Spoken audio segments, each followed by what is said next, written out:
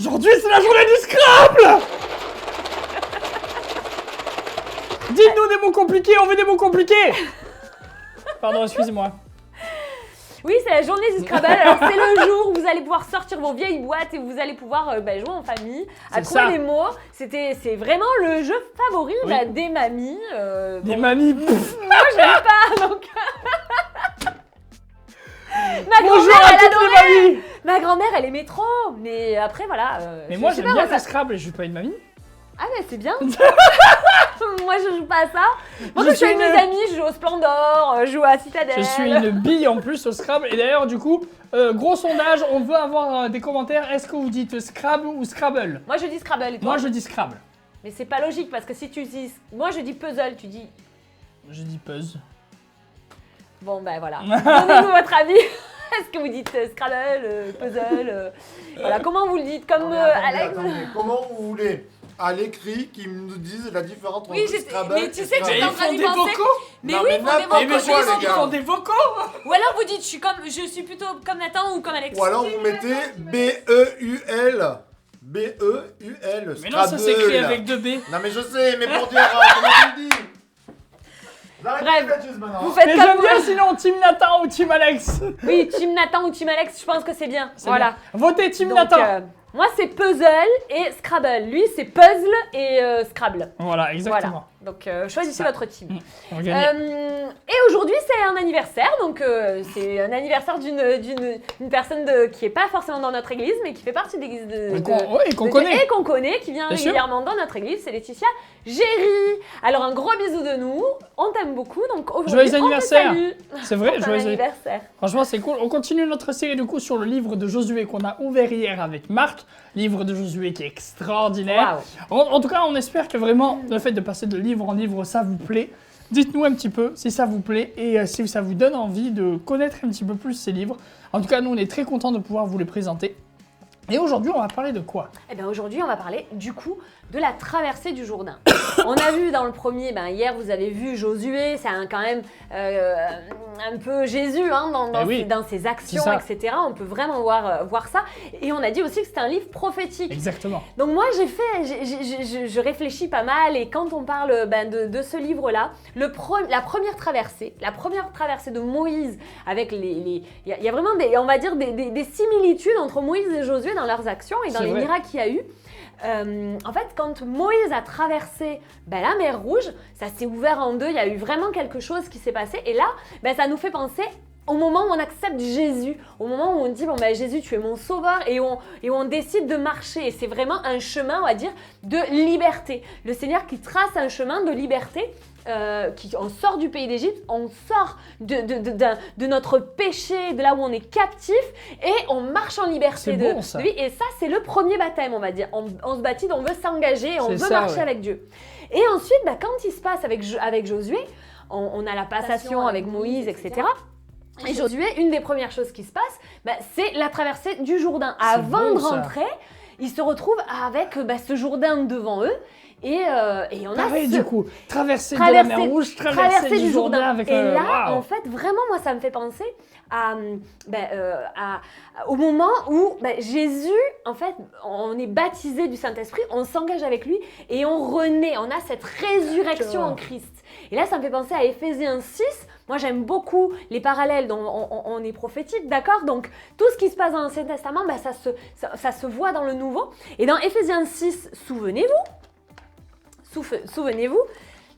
déjà dans Éphésiens 2, il dit qu'on est assis avec Dieu, avec Jésus dans les lieux célestes. À partir du moment où on s'engage avec lui et où on a cette espèce de régénération où vraiment le Saint-Esprit vient habiter en nous, à partir de ce moment-là, alors on peut marcher dans une nouveauté de vie et on est assis avec Dieu, avec Christ dans les lieux célestes. C'est bon ça. Et dans Éphésiens, il nous dit « Au reste, fortifiez-vous dans le Seigneur ». Donc ça, c'est un truc de dingue parce qu'il dit pareil à Josué. C'est vrai. On est d'accord, C'est vrai. fortifie-toi et prends courage. Fortifie-toi, il le dit plein de fois. Et en fait, dans Éphésiens 6, il dit la même chose. Fortifiez-vous dans le Seigneur et par sa force toute puissante, revêtez-vous de toutes les armes de Dieu.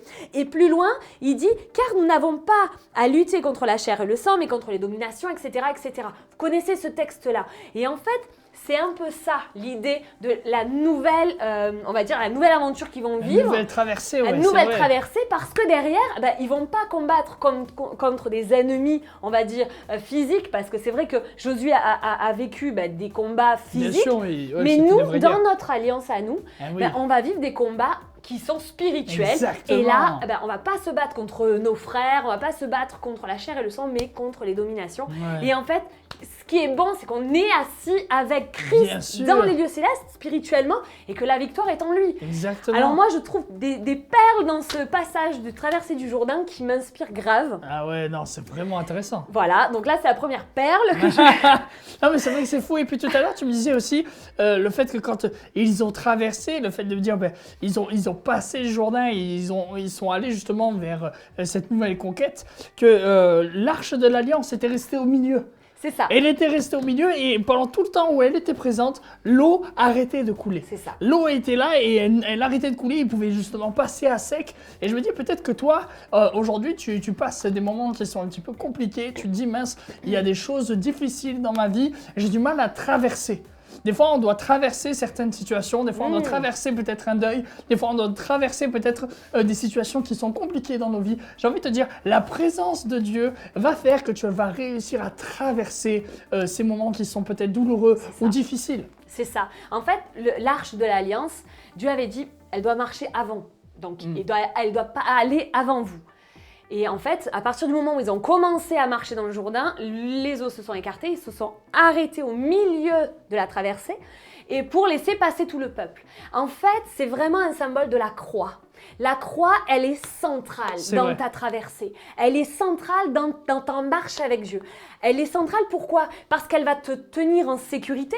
Le peuple entier va pouvoir passer, tu vas pouvoir passer ton épreuve, passer cette vie sur terre, passer tous tes défis que tu peux avoir si la croix est centrale, elle est au centre de ta vie. Elle aussi, elle se tient à ta place. C'est-à-dire là où toi tu vas pécher, la croix elle prend ton péché. C'est vrai. Là où toi tu as des manquements, la croix elle va te dire tu as ma grâce, tu es gracié, tu es justifié par Jésus. Et ça c'est une assurance. C'est vrai. Du coup, la mort elle ne peut pas te submerger parce que en fait c'est comme si la croix retenait les parois de la mer qui pourraient venir t'envahir et te submerger, te faire mourir, ces choses qui pourraient t'accabler. En fait la croix elle se tient à ta place et la mort ne peut pas venir sur toi et ça c'est extraordinaire. C'est bon, ça. L'arche de l'Alliance qui est le symbole de la croix au centre de la marche, c'est juste magnifique. Ah ouais, non, c'est vraiment extraordinaire. Je trouve que c'est bon. Et c'est une vérité que toi, aujourd'hui, tu peux saisir et que tu peux te dire, merci Seigneur pour cette croix, merci Seigneur pour ce sacrifice, parce qu'il me permet justement de pouvoir traverser et de pouvoir aller de l'avant. Et tout à l'heure aussi, tu me parlais de ce parallèle qu'on pouvait avoir entre justement l'histoire de Moïse et l'histoire de Jésus, où en fait, on a Moïse qui va premièrement en fait vivre la Pâque, puis ensuite cette traversée de la mer Rouge, et bien avant tout ça, aussi rencontrer le buisson ardent. Le buisson ardent, et c'est ça. On a un parallèle en fait avec Josué qui est tout à fait différent. Alors moi, ça m'a vraiment, c'était vraiment ce matin quand je l'ai lu, je me suis dit waouh, c'est extraordinaire parce qu'effectivement, Moïse, souvenez-vous, il s'est retrouvé, donc il était dans son désert, on est d'accord? C'est ça. Il était éleveur de bergers, on va dire, berger, et il se retrouve dans le buisson ardent, et là, Dieu lui dit « ôte tes sandales, ôte tes souliers ». Peu de temps après, donc on connaît l'histoire, on l'a vu quand on a fait l'Exode, peu de temps après, donc il y a la Pâque, d'accord? On met le sang de l'agneau sur les linteaux, donc il y a l'ange qui passe et il fête, voilà, c'est la Pâque, c'est le symbole de la Pâque. Et derrière ça, le troisième événement, c'est l'ouverture de la mer Rouge. Et en fait, j'ai trouvé que le parallèle était étrange parce qu'il était comme inversé avec Josué. On dit comme un livre ouvert. Comme un livre ouvert, comme si je vous disais, voilà, les deux pages là, comme ça, elles se referment, mais elles se touchent. Et c'est à l'inverse en fait, c'est un truc de dingue. On dirait un parallèle inversé, parce que là on a Josué qui traverse le Jourdain, qui ensuite fête la Pâque, et qui ensuite se retrouve devant l'ange de l'Éternel qui lui dit « ôte tes souliers ». C'est vrai. Et ça, moi, j'ai trouvé ça extraordinaire parce que je me suis dit, en fait, ça faisait vraiment le parallèle entre les deux, on va dire l'Ancien et le Nouveau Testament. Si ce livre est prophétique, en fait, oui, c'est l'ombre des choses à venir. On n'est pas, quand c'est une ombre, elle est souvent inversée, une ombre. Oui, c'est vrai. Quand la parole de Dieu est un miroir de qui nous sommes, et c'est vrai que moi, ça m'a fait penser à ça, je me suis dit, c'est vraiment un parallèle par rapport à notre vie. On passe, en fait, par le Jourdain, par la croix, et là, ça nous fait commencer, et ensuite, on va fêter la Pâque, on va passer, c'est-à-dire que la Pâque, c'est passé au-dessus, et ensuite, on se retrouve à ôter les souliers et à être validé par Dieu et à rentrer vraiment dans les promesses que Dieu a pour nous. Parce que autant c'était un chemin de liberté avec Moïse, autant là, on est sur le chemin de la promesse avec Josué, puisqu'on rentre dans un moment de conquête. Exactement. On rentre dans les promesses de Dieu, on veut saisir les promesses, on veut saisir les territoires. Et c'est ça, en fait, cette différence de chemin. C'est-à-dire qu'on est sauvé, mais maintenant on va pleinement rentrer dans l'appel de Dieu. C'est ça. Et puis, parler de quelque chose peut-être avec toi, de me dire de se souvenir. Quand ils ont passé le Jourdain, Dieu leur a demandé de construire un autel et de se souvenir en fait de ça. Et j'aimerais te dire en fait, peut-être souviens-toi, et même la Bible dit, compte les bienfaits de l'Éternel. Souviens-toi un petit peu de ces miracles que tu as pu vivre avec lui. Ou alors si peut-être c'est la première fois, j'ai envie de te dire, demande à Dieu de vivre quelque chose de puissant avec lui pour que tu puisses te souvenir de ça, pour que ça puisse, j'ai envie de dire, faire grandir ta foi. Et je crois que c'est vraiment quelque chose de possible. Et puis, ce qui est très intéressant, c'est que il leur dit de construire en fait cet hôtel dans la vallée, je ne sais plus exactement, mais en tout cas le lieu s'appelle au Gilgal. Et le Gilgal, en fait, ça veut dire c'est l'action de rouler. Et ensuite, Dieu leur dira, en fait, je vous ai demandé de faire cet hôtel à cet endroit-là pour que tu puisses rouler, pour que tu puisses faire en gros table rase, pour que tu puisses oublier ton Égypte, pour que tu puisses oublier cette honte. Et tu sais quoi? Jésus aujourd'hui te dit, arrête d'être honteux, arrête de te sentir finalement trop petit, arrête de te sentir trop sale pour pouvoir t'approcher de moi. Je t'accepte comme tu es et je te pardonne. Et aujourd'hui, tu peux t'approcher de Jésus. Oui, et c'est vrai que là, les pierres que Dieu a demandé de prendre, ce n'étaient pas les pierres du pays, c'était les pierres de là où il y avait l'arche de l'Alliance, où les sacrificateurs étaient posés le temps que le peuple passe. Mais c'est la même chose en fait. À partir des mots, de tout ce que Dieu a fait pour toi, toutes les promesses, fais-en un autel. Je ne te dis pas de ramasser des pierres. Ce que je te dis, c'est qu'il faudrait faire, c'est de prendre un bouquin, de prendre un livre, de prendre un cahier, de prendre quelque chose, écris-le. Parce qu'en fait, c'est pas que pour toi que tu vas écrire, mais c'est pour ton avenir, c'est pour tes enfants, c'est pour que ça soit retransmis à tes enfants, aux enfants de tes enfants. C'est vraiment important qu'il y ait des choses qui soient écrites ou par vidéo, des choses qui restent en fait. Pourquoi? Parce que nous, on est oublieux et Dieu sait qui nous sommes, bien sûr qu'il le sait. Pourquoi il demande à ce qu'on fasse des autels? C'est des autels du souvenir. Pourquoi est-ce qu'il demande ça? C'est pour qu'on se souvienne de lui. C'est pour qu'on se souvienne de ce qu'il a fait, de ce qu'il fait pour nous. Donc du coup, les jours où tu vas être mal, où tu vas te poser des questions, où tu vas te dire mais est-ce que Dieu est vraiment avec moi? Est-ce que là là j'ai vraiment trop péché, Dieu pourra jamais me pardonner. Non mais là la honte elle est trop sur moi, mais Jésus a pris ta honte. En fait, à partir du moment où tu as écrit ces choses-là, de temps en temps relis-les et ça va te faire du bien parce que tu vas te rendre compte qu'au fur et à mesure de ta marche chrétienne, en fait, tu vas te rendre compte que Dieu est fidèle et que Dieu exauce et que Dieu est avec toi. C'est vrai. C'est tellement bon, Josué. C'est super. On est restreint par le temps. J'espère que ça vous plaît. On va prendre un moment pour prier avec toi pour qu'aujourd'hui, tu puisses te dire j'ai une traversée de promesses qui est devant moi. J'ai quelque chose de puissant que Dieu a à me dire, quelque chose de bon. Et la honte n'a plus de puissance sur moi. La honte n'est plus sur moi, mais Jésus m'a lavé de tout ça. Et du coup, Alexandra, si tu veux bien prier pour ceux qui sont avec nous. Je te remercie Seigneur parce que tu nous connais parfaitement et je te prie que dans ces instants maintenant tu viennes nous bénir, tu viennes nous révéler qui tu es encore. Seigneur, je te prie que si on ne te connaît pas, si des personnes ne te connaissent pas vraiment, révèle-toi Seigneur Jésus et que chacun puisse se rendre compte de qui tu es. Aime-les comme tu nous aimes, comme tu nous aimes afin Jésus que te rencontrent et qu'ils te connaissent vraiment. Je prie vraiment aussi pour tous mes amis qui sont là peut-être dans le doute, dans le désarroi et qui se posent des questions, qui se disent est-ce que tu es là? Mais Jésus, confirme par ta parole encore ce matin que tu ne les abandonnes pas, que tu es celui qui prend la place, que tu es celui qui à la croix à tout prix. Et je te prie aussi que nous puissions vraiment rentrer dans cette habitude, discipline que nous avons d'écrire, de nous souvenir de tous les bienfaits. Seigneur, ta parole dit compte les bienfaits de Dieu. Et ce matin, nous voulons les repasser devant nos yeux afin de toujours nous souvenir de toi, de ton action, de ta fidélité, de ton amour pour nous et de pouvoir avancer en espérance, mais en toute quiétude que tu es avec nous. Amen. Amen. Amen. Amen et amen. C'est tellement bon. Ouais, c'est super. On se retrouve bien sûr demain pour le Chartier Stud Show. À 10h. Et le Béniscope, on en a pas? Et le Béniscope, mais si, bien sûr, j'allais revenir, mais c'était pour vous dire, en fait, moi je suis content de pouvoir continuer avec vous ce livre de Josué parce que, en fait, jeudi, on va parler de Jéricho. Et ça va être bon, Jéricho! On va tourner autour de la table à tomber. Non, exactement. On va tout casser! On va tout casser! Et oui, non, bien sûr, ça va être bon. Et puis comme tu dis, on n'oublie pas le béniscope parce que chaque jour doit être béni. Amen. Et je crois qu'aujourd'hui, on veut te bénir. Amen. Et on commence bien sûr avec les femmes. Avec les femmes, l'Éternel répondit, je marcherai moi-même avec toi et je te donnerai du repos. Le Seigneur marche avec toi. Tu es fatigué, il va te donner son repos. Prends le temps de passer du temps avec Dieu. Lui est avec toi.